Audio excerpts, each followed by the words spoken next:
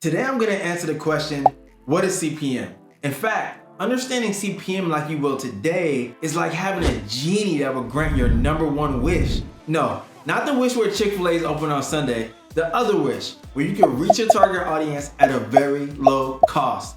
And such understanding has allowed us to properly budget and successfully optimize ad campaigns for the $50 million in ad spend we manage every year for small businesses. Now, this isn't going to be an average definition of the marketing term. I'm going to add some substance to this conversation by discussing why CPM is important, what is CPM marketing, what CPMs you can expect as you navigate various ad platforms and ad types, and how to get rock bottom CPMs to help you reach more people for less money. Don't worry, if you're a beginner just trying to understand what is CPM advertising, this video will make it extremely easy to understand. If you're an advertising expert, keep watching. You're guaranteed to have more than one aha moment, and it doesn't hurt to brush up on those skills. So, if you're looking for a well-rounded definition of CPM, stick with me until the end of the video.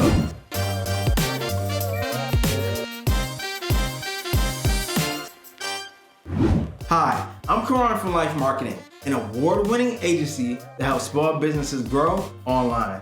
So, there's a portion of those watching this very video that truly don't mind throwing their advertising dollars into a fire. And for everyone else, CPM is important because it reflects your cost to reach your audience. If you have an idea of your expected CPM before you start advertising, you can properly budget for success. If your CPM is higher than your competitors, you're paying more than they are to reach the same audience. In a way, CPM is similar to gas prices. When gas prices are low, you go further for less money. And when they're high, you have to spend a little bit more to reach the same destination.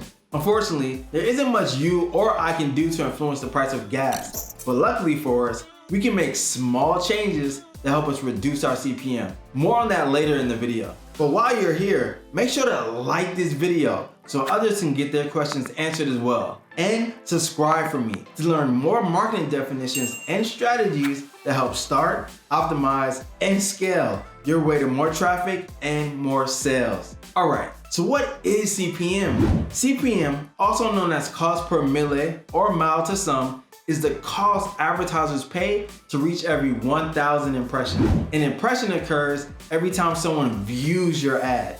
You can calculate your CPM by taking the total amount spent on an ad campaign, dividing it by impressions, and then multiplying it by 1,000. I know, that was a lot. So here's an example. If you spent $50 and got 10,000 impressions, your CPM is $5. Now, let's go over what CPMs to expect. Remember when I said CPMs are similar to gas prices? Just like gas prices are different from region to region or even station to station, CPMs differ depending on the advertising platform and even the ad type. So we did the research for you and took a look at the average CPMs on the most popular advertising platforms today, Facebook and Google. Let's take a look at Facebook first. Facebook newsfeed, $7.77. Facebook's right-hand placement, $2.28. Facebook's marketplace, $3.39.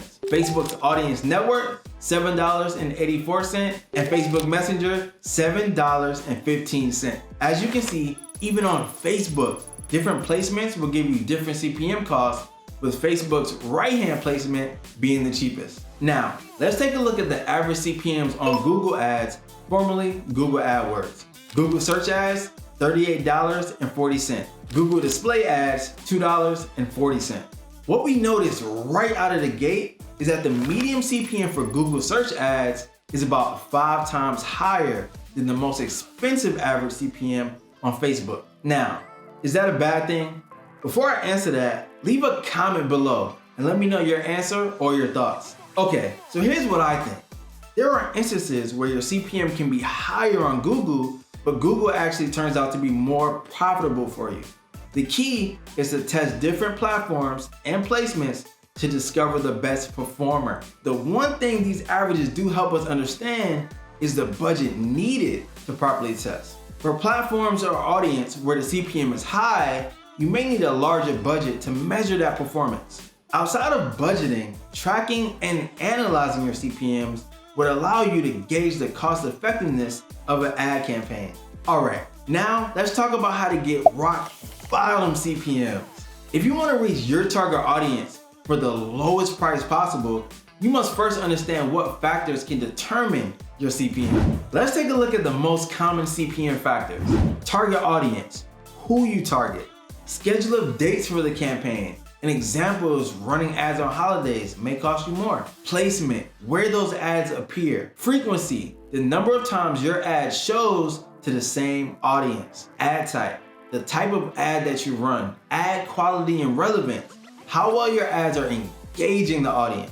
Market demand, the demand for your target audience. And market supply, how available and responsive your target audience is. Now that you know the factors, how do you achieve rock bottom CPMs?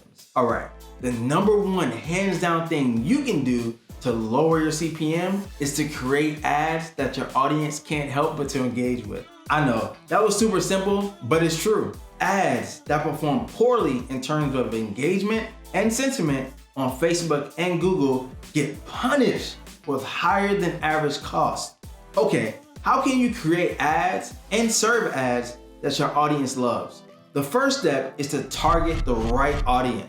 I suggest split testing multiple audiences to find the ones that are most effective for you. The second step is to watch our video on click-through rate. In that video, we give away the most effective tips and tricks to increase your CTR, aka engagement. I'll link it in the description for you. The quick version of that video is to test multiple ad creatives and ad types to see which one prevails as the most relevant to your target audience. The second best thing you can do to lower your CPM is to watch the frequency of your ads. Remember, frequency measures how many times the same people see your ad.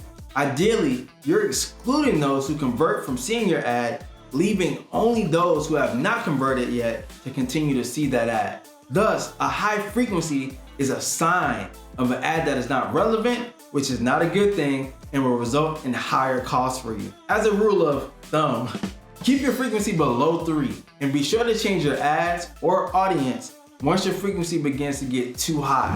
In summary, CPM, also known as cost per mille or mile to some, is the cost advertisers pay to reach every 1,000 impressions. It's worthwhile to consider your CPM before you advertise to properly budget to reach your target audience. And once you're running those ads, to gauge the cost effectiveness of an ad campaign. Go ahead, comment below if you're surprised by the average CPMs on Google and Facebook, or if it differs from the CPMs you're noticing on your own ad campaigns. Also, if you haven't already, like this video to help others just like you find and benefit from it, and subscribe so you don't miss another video to help your business grow. I'm Karan from Life Marketing.